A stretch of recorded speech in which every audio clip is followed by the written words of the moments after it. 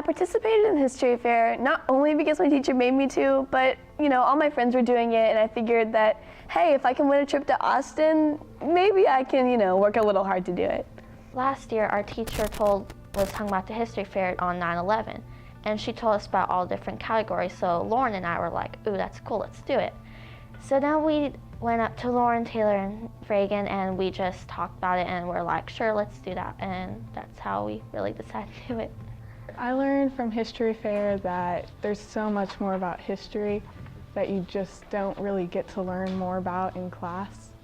I learned a lot in the history fair about our topic and just getting out of your shell and how to perform on stage. I really learned a lot. We researched Renaissance art, so I learned a lot about that. And then we also learned a lot about just teamwork and getting along and making sure everyone gets their stuff done. I learned about the Renaissance and the forms of art and how that's affected our art today.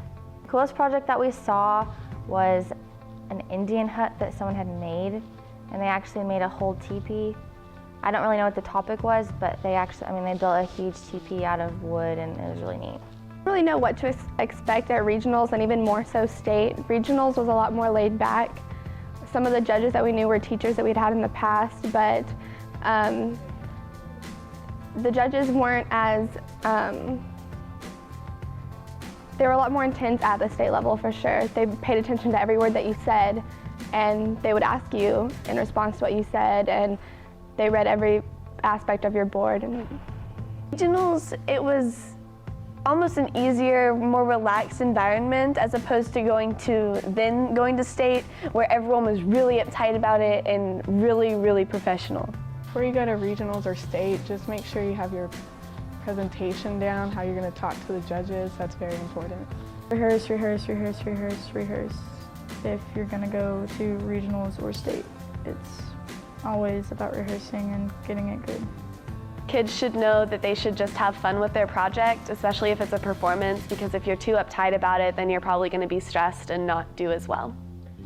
The judges ask you questions in all sorts of forms, and so it's really important to know an answer to every question that they have, so you don't sit there and stutter. I'd recommend other students participating because it looks really good on your college resume. It was really fun, and after you have the initial project done for district and stuff, it's really not that much extra work. Helping out with students and helping out with my history grades. I'm making it a 99 in my history class because history fair, Jamestown, Revolutionary War, things like that are just coming so much easier. If I can do it in front of judges that movie you want, you can do it in front of other people. It'll be easier.